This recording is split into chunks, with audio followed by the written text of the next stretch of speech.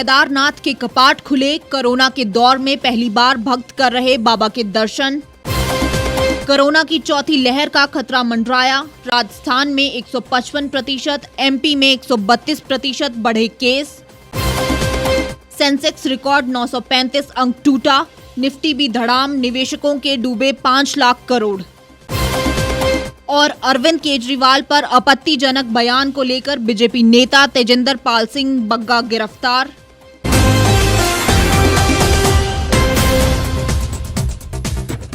नमस्कार, स्वागत है आपका द रीव टाइम्स न्यूज चैनल में। मैं हूं दीप्ति ठाकुर। अब खबरें विस्तार से। बाबा केदारनाथ के कपाट 6 महीने बाद खुल गए हैं। शुभ मुहूर्त के मुताबिक 6:25 पर वैदिक मंत्रोच्चार के साथ मंदिर के कपाट खोले गए, जिसके बाद मुख्य पुजारी ने बाबा की डोली लेकर मंदिर में प्रवेश किया।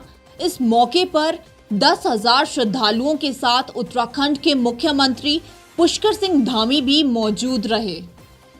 मंदिर प्रांगण को 10 क्विंटल फूलों से सजाया गया है।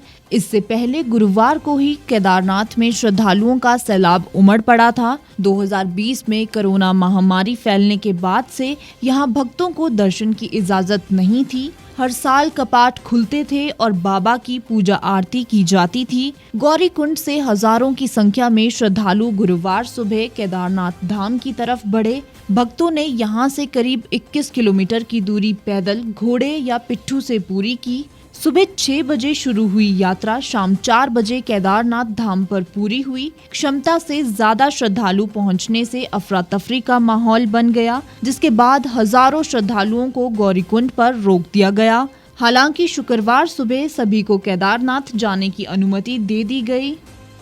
मान्यता है कि बाबा केदारनाथ जगत कल्याण के लिए 6 महीने समाधि में रहते हैं। मंदिर के कपाट बंद होने के अंतिम दिन चढ़ावे के बाद 1.25 क्विंटल भभूति चढ़ाई जाती है। कपाट खुलने के साथ ही बाबा केदार समाधि से जागते हैं। इसके बाद भक्तों को दर्शन देते हैं। बाबा केदारनाथ का मंदिर भारतीयों के लिए केवल श्रद्धा और आस्था का केंद्र नहीं है, बल्कि उत्तर और दक्षिण भारत की धार्मिक संस्कृति का संगम स्थल भी है। देश में कोरोना केस पिछले 4 हफ्ते से लगातार बढ़ रहे हैं। दिल्ली कोरोना का हॉटस्पॉट बना हुआ है। 25 अप्रैल से 1 मई के बीच देश में 22,000 से ज्यादा नए मरीज मिले हैं। देश में मिल रहे केस में से 68 अकेले 3 राज्यों दिल्ली, हरियाणा और यूपी से हैं।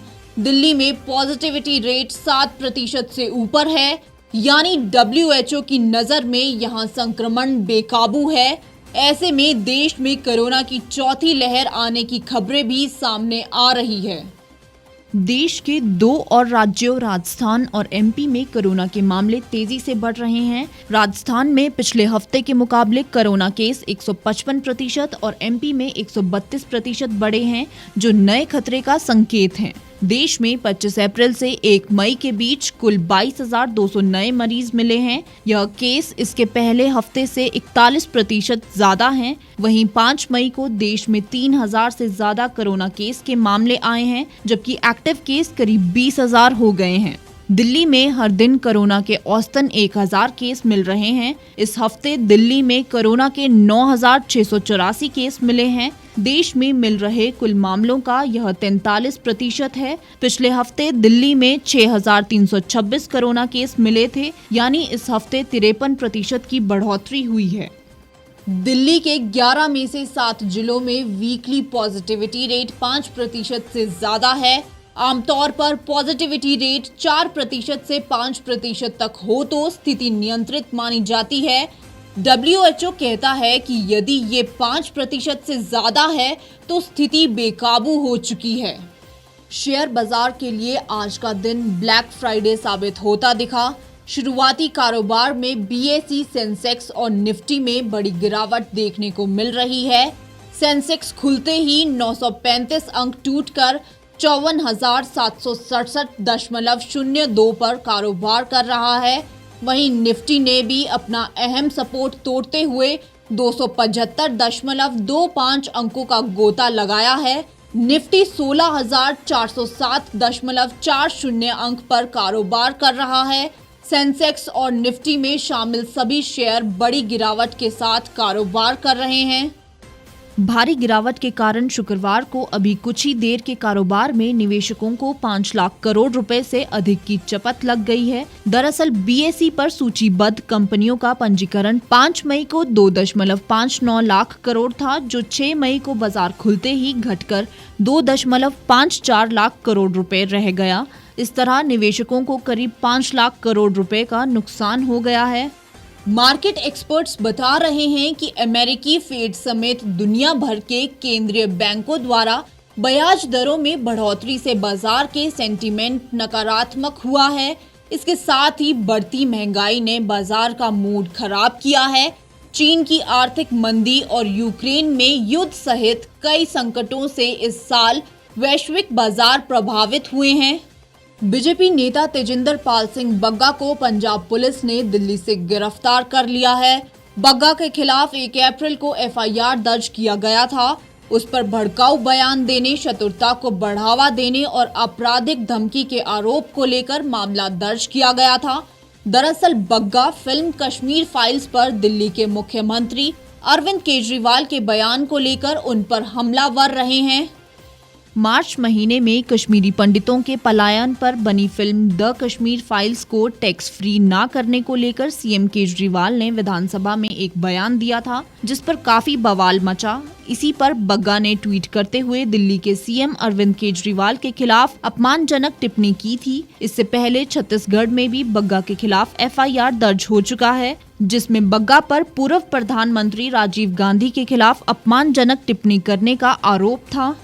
एफआईआर में बग्गा की टिप्पणियों का उल्लेख है। इसमें 30 मार्च को दिल्ली में मुख्यमंत्री आवास के बाहर भाजपा युवा मोर्चा के विरोध के दौरान केजरीवाल के खिलाफ की गई उनकी टिप्पणियों का भी जिक्र है। भाजपा युवा मोर्चा के नेता ने दावा किया था कि पंजाब पुलिस की एक टीम उन्हें गिरफ्तार करने के लिए राष्ट्रीय राजधानी में उनके घर पहुंची थी, लेकिन उन्हें उनके खिलाफ किसी प्राथमिकी की जानकारी नहीं थी। इस बुलेटिन में फिलहाल इतना ही। बाकी तमाम खबरों के लिए आप जुड़े रहिए और देखते रहिए द रीव टाइम्स।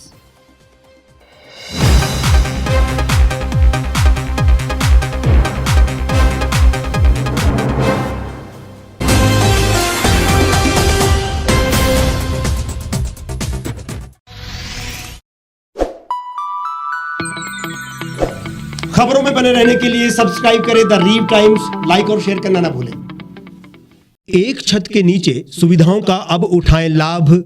रीव ई मार्ट में अब पाएं अपनी रसोई के लिए गुणवत्ता और सस्ते दामों पर राशन सामग्री। दालें हो या हो मसाले, आपका किचन ई मार्ट संभाले। उच्च गुणवत्ता और दामों में बेहतरीन रीव ई मार्ट में पधारें और पाएं अपनी पसंद के सभी उत्पाद, या फिर करें ऑनलाइन ऑर्डर और पाएं घर द्वार पर ही सुविधा। आज ही संपर्क करें फोन नंबर 8219694079 पर, बाईपास रोड, शनान, संजौली, शिमला। गांव की चौपालों से लेकर संसद के गलियारों तक, गृहिणी के चूल्हे से लेकर निवेश और बाजारों तक, किसानों के हाल से लेकर खेत और खलिहानों तक, शिक्षा और स्वास्थ्य से लेकर खेल के मैदानों तक, संसद के प्रधान से लेकर पंचायत के पंच तक, सेंट्रल हॉल से लेकर ग्राम सभा के मंच तक, हर खबर पर रहेगी हमारी पैनी नजर।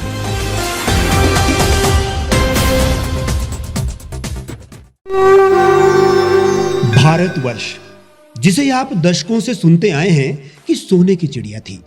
इसके पंख पहले मुगलों ने कुतरे, फिर अंग्रेजों ने, और आज राजनीतिक प्राणी कोई कोर कसर नहीं छोड़ रहे। आज भी लगभग 25 करोड़ लोग रात को भूखे सोते हैं। करीब 2 करोड़ लोगों के पास घर नहीं है। भ्रष्टाचार में हमारा 176 देशों में 80 नंबर आता है। औसतन 100 महिलाओं के साथ हर दिन ज्यादतियां होती है और ना जाने क्या क्या। देश की संसद से कुछ ही दूरी पर चादर लपेटे सैकड़ों लोग सुबह नील गगन के नीचे सोए हुए मिलते हैं।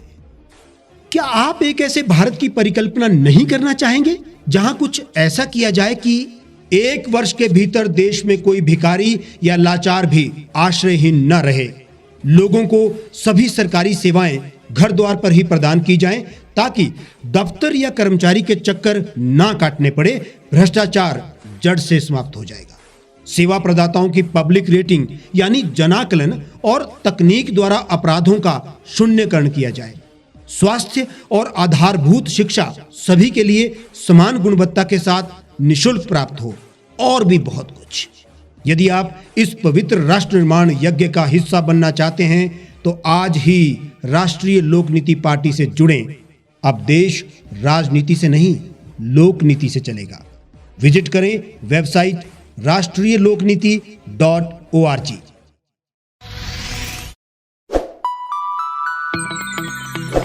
लेटेस्ट खबरों के लिए आप यूं ही देखते रहिए द रीव टाइम्स। लाइक, शेयर और सब्सक्राइब करना ना भूलें।